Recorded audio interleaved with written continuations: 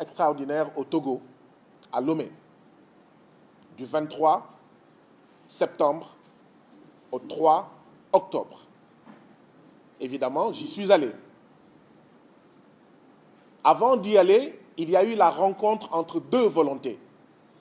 Une première volonté de certains Togolais de rencontrer leurs représentants au Parlement de la CEDEAO. Une deuxième volonté du député de la CEDEAO que je suis de rencontrer ceux que je représente et qui résident au Togo. J'en profite pour vous dire que tous les 6 mois, au niveau du Parlement de la CEDEAO, il y a la présentation de ce qu'on appelle les rapports pays. Chaque pays vient présenter au niveau du Parlement de la CEDEAO un rapport qui fait l'état des droits de l'homme, des libertés, la situation économique, la situation sociale, la situation politique, etc. de chaque pays.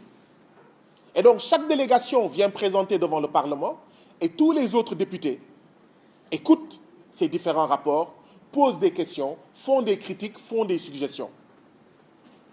Comment puis-je bien parler de la situation au Togo tous les 6 mois si je ne rencontre pas les peuples togolais, si je n'écoute pas le peuple togolais? Comment? Vous, Sénégalais, vous savez de quoi je parle.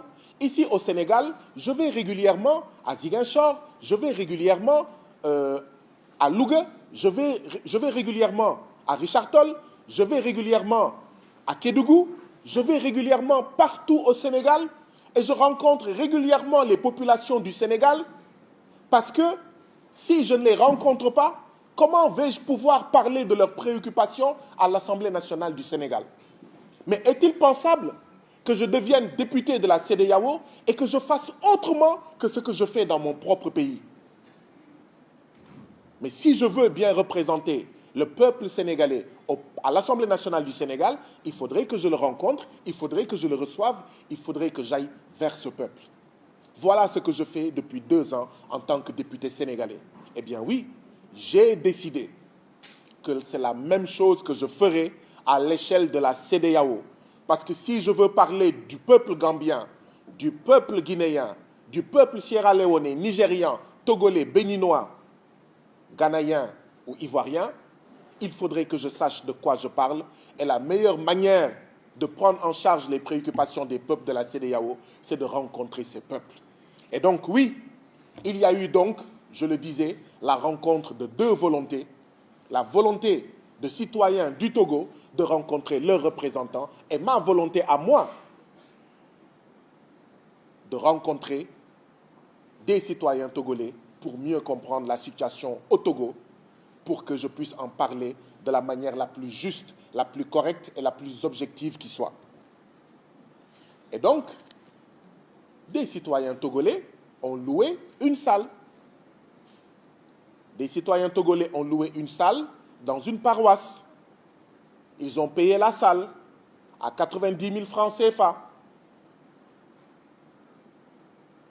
Donc, la réunion de dimanche, initialement, était prévue dans une salle louée dans une paroisse. Ce n'est pas moi qui ai choisi la salle, ce n'est pas moi qui ai payé la salle, ce n'est pas moi qui ai dit où cette réunion, cette rencontre citoyenne devait se tenir. Ce sont des Togolais eux-mêmes qui ont choisi cette salle dans cette paroisse. Il s'est passé 2 choses. La première chose, c'est que l'État togolais, le régime de Faure Eyadema, président du Togo, est allé à la paroisse, a fait pression, et la paroisse a appelé les Togolais qui avaient loué la salle pour leur dire « Venez reprendre votre argent, nous avions fait une erreur, ce jour-là, cette heure-là, la salle n'est pas disponible. » Ces pratiques-là, nous les connaissons. Vous les connaissez toutes et tous dans nos différents pays.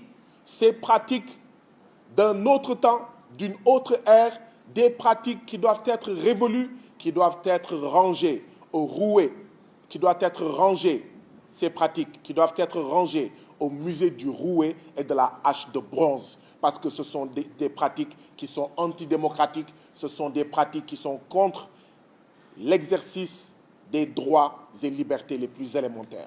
La deuxième chose qui s'est passée, c'est que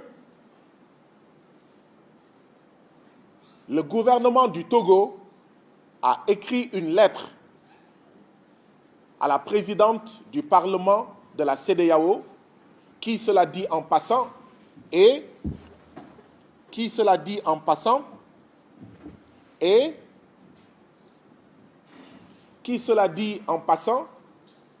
la présidente du Parlement de la CEDEAO est une Africaine du Togo. Mais ce n'est pas grave, nous y reviendrons. Le gouvernement du Togo a écrit donc au Parlement de la CEDEAO pour lui dire, présidente du Parlement de la CEDEAO, nous avons appris qu'il y a un député du Parlement de la CEDEAO qui compte tenir une rencontre avec des Togolais à telle salle dimanche 29 septembre à partir de 14 h. Cette rencontre n'a pas été autorisée parce qu'elle n'a pas été déclarée. Et donc le Parlement de la CEDEAO m'a convoqué en réunion. Le Parlement de la CEDEAO, le vendredi, entre 15 h et 16 h, m'a envoyé une enveloppe avec une lettre dedans où j'étais invité à prendre part à 17 h à une rencontre qu'il a appelée une séance d'écoute. Et donc j'y suis allé à 17 h. Il y avait les 3 membres du bureau du Parlement de la CEDEAO et il y avait des membres